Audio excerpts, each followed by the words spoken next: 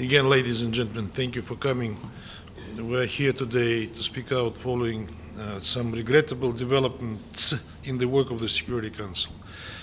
Despite the clearly terrorist nature of the recent attacks against passenger trains in the Bryansk, Kursk, and Voronezh regions of the Russian Federation on May 31st, June 1st, and June 5th, which resulted in the deaths of 7 civilians and left over 100 injured, some well-known delegations, whom I will not mention by name, refused to engage constructively with our draft resolution condemning these acts of terrorism. Let me be clear, our draft was based entirely on previously agreed Security Council language, including Resolution 1373, and firmly grounded in international law, including the UN Charter and the 1999 International Convention for the suppression of the financing of terrorism. It sought to reaffirm the very basic principle of the Council's approach in this domain, namely that terrorism is criminal and unjustifiable regardless of motivation. We felt it important for the Council to send a strong signal demonstrating unity among its members and serving as a deterrent. Unfortunately, that was not the case. From the very beginning, these delegations resorted to politicization and artificial linkage of these terrorist attacks to the broader context of the Russian-Ukrainian conflict, as if that could somehow excuse or alter the terrorist nature of these acts. Any justification of terrorism is unacceptable. It's a slippery road that can bring terrorism to anyone's home. In other episodes, the same delegations do not hesitate to call by name the perpetrators of the attacks. In search of consensus, we ceased pursuing a resolution and proposed a very minimal alternative instead, a standard press statement, identical to those the Council has issued countless times before in response to various terrorist acts around the globe. However, even that was blocked. Even the most basic expression of condemnation, solidarity with the victims, and reaffirmation of counterterrorism principles. Some of them doubted aloud whether bombing of a passenger train can be considered a terrorist act, alleging that it could be, and then I practically quote, a valid military target under international humanitarian law in the situation of an armed conflict. Such an approach is not only unsubstantiated, inhumane, and cynical, but also does not meet appropriate legal criteria. When passenger trains on the Russian territory are blown up with a clear intent to target civilians and spread terror, we are told that this heinous crime cannot be called by a proper name, an act of terrorism. Such a selective approach gravely undermines the cooperation within the Council on counterterrorism and the universality of its relevant framework. The Russian Federation has always called for the principled, depoliticized approach to counterterrorism. We expected the same from the others. Unfortunately, in this case, we have witnessed a refusal to uphold core principles simply because the victims were Russians. Another issue, the condemnation of terrorism does not exhaust the list of topics on which some members of the Council are unable to engage constructively. To our disappointment, our proposal to adopt a statement of the President of the Security Council in order to welcome and encourage interaction between Russia and Ukraine on reunification of Ukrainian children who may have lost contact with their families was also blocked. Last week, the Russian Federation proposed a draft statement reflecting the fact that at the direct bilateral talks between the representatives of Russia and Ukraine in Istanbul on June the 2nd, upon the request of the Russian side to provide the full list of children who lost contact with their families in Ukraine, the latter handed over the list of 339 names. We also proposed that the Council welcomed this fact and urged cooperation between Russia and Ukraine on this issue as a part of the peace process. However, certain members of the Council who for many years falsely claimed that tens of thousands of Ukrainian children were abducted by Russia, refused to acknowledge the reality. It came as no surprise that these members, who have been actively involved in the disinformation campaign for and by the Kyiv regime since the very start of the special military operation, this new development turned out to be extremely inconvenient. Instead of welcoming the readiness of the parties to work together in good faith, some of the Security Council members chose to condition the adoption of the presidential statement to inclusion of a number of politically motivated provisions. The reality is that the Russian Federation was never engaged in illegal deportation of Ukrainian children, but it has evacuated a number of children from the battle areas for the sake of their own safety. Some of them lost contact with their relatives. We have constantly worked to re-establish it and will continue to do so.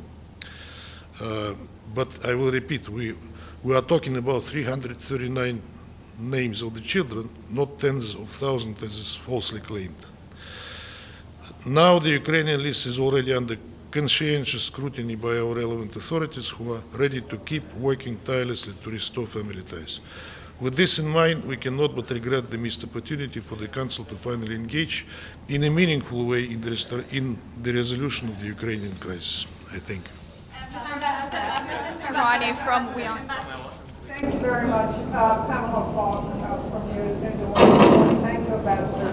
On the number of children, the ICC complaint against the Russian Federation officials includes numbers that are much higher. Why do you think the numbers are not higher? It's been cited as 20,000, but 300 seems very low. Will that move forward even though President Trump did cancel the next round of peace talks? Thank you. That is indeed a strange contradiction, and I was mentioning that when I spoke. The so-called ICC is talking about tens of thousands of abducted children. We hear the same numbers from our Western colleagues and from Ukrainians themselves, but all they can come up with was a list of 339 of those that we will try to identify. And the process goes as follows. The children are evacuated from the war zones, and the contact between them and their relatives in Ukraine, if they have those,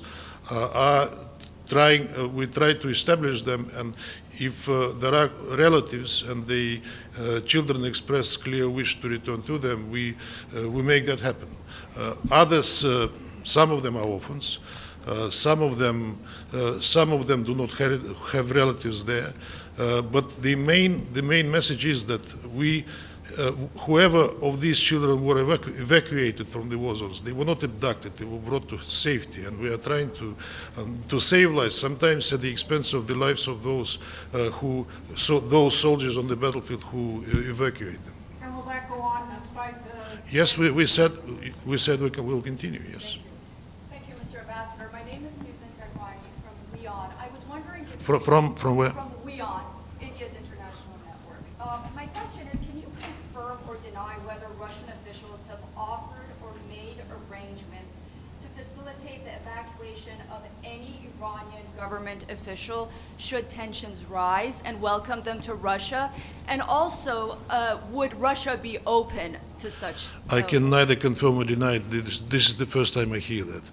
Ambassador, Stacey Foster, ITV News. Vladimir Putin told Donald Trump at the weekend that he was ready for peace talks. Was he lying? For peace talks on what? On what? On Ukraine. Was he lying? We never said we were not ready for the peace talks. The last talks, the last round happened in Istanbul on the 2nd of June. As far as I know from what our officials were saying and what Ukrainians were also referring to, that the next round will take place end of June. But we've seen a 9-hour attack last night, tens of people dead. Tens of people dead. Mr. Ambassador. We are not striking civilian targets. We are not striking civilian targets. unlike the Ukrainians who do not aim Civilian at. planes were hit last night. Can I answer, or will you be asking me all the time?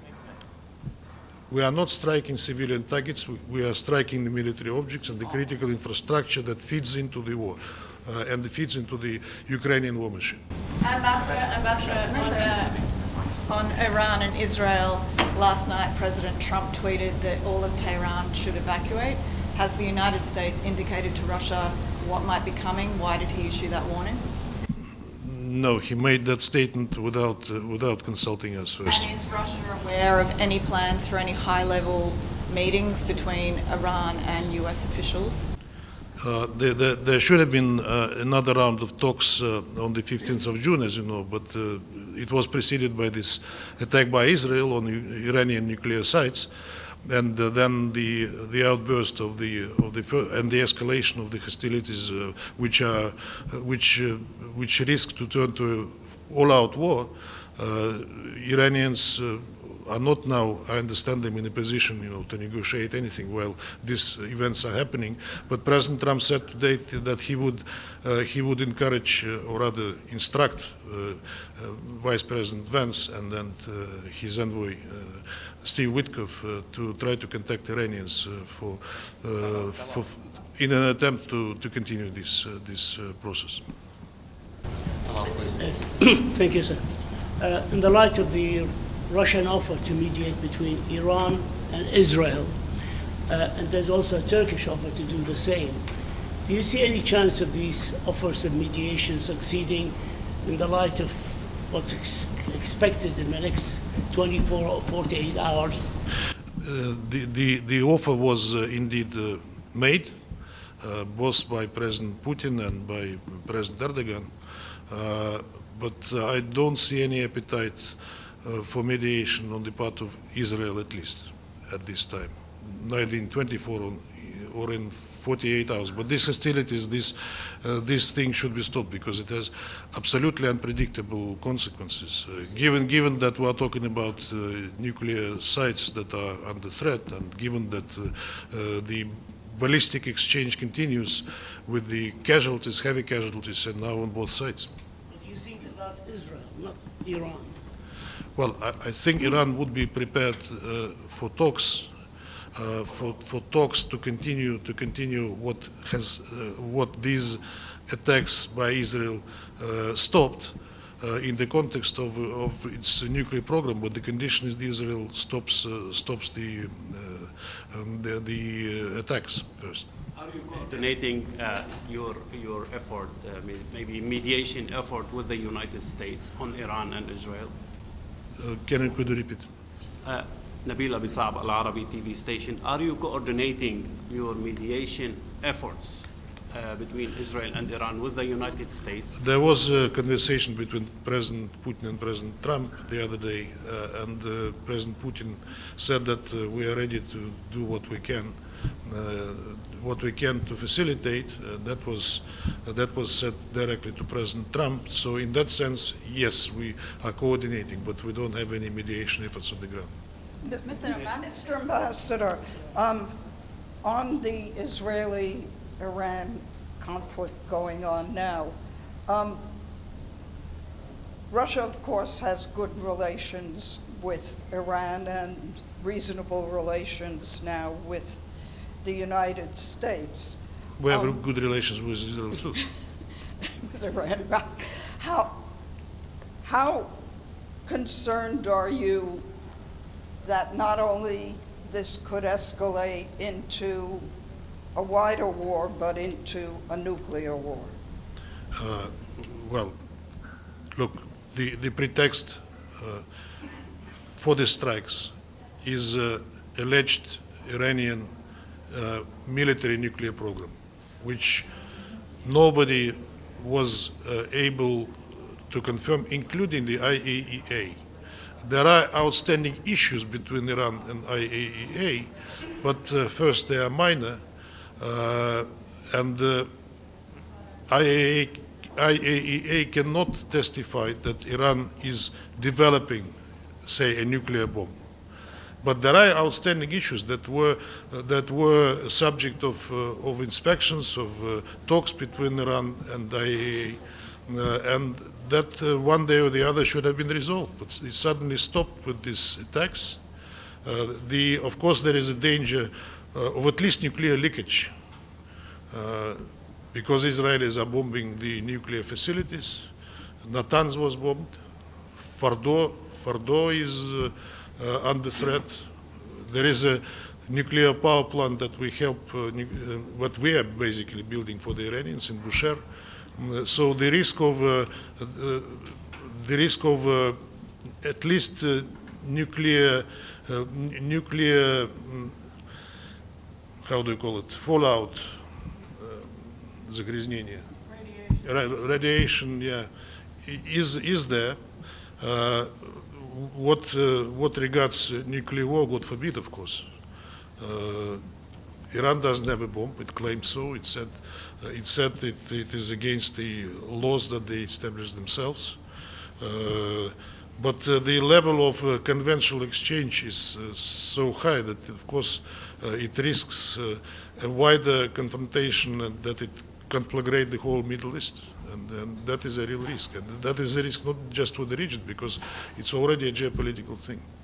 What do you see as the implications for the world if the United States actively comes out supporting Israel? United States are supporting Israel right now. I mean, by supplying weapons in particular, and politically too. I understand your question whether U.S. will be involved militarily. I hope not. I hope not. And President Trump was speaking about that, and he conditioned his non-involvement on non-attacks by Iran on the U.S. military facilities. I hope that will stay that way. We have enough confrontation already. One last question. Mr. Ambassador, my name is Zahra Hojabri. I'm from Iran, and I for Islamic Republic News Agency. Will Russia take any specific actions to stop Israel's attacks on Iran? What do you mean by specific actions? For example, talks speak again to President Trump, because he said he doesn't interested to ceasefire, and for example, Mr. Putin talks to Benjamin Netanyahu. Yes, he talks to everybody, but I mean, additional steps. We are doing what we can in this situation, but in order to make people tango, they need to agree to dance tango. So far, we don't see. Specific action in Security Council. Look, we had a briefing on last Friday where we were quite unequivocal at what is happening. Us in particular, we called for the meeting on the request of the Islamic Republic of Iran, supported by some other council members. Then we have consultations where we tried to pursue a product by the council, which we failed. I don't think I have to explain to you the reasons why. Thank you. Thank you very Thank much. you very much.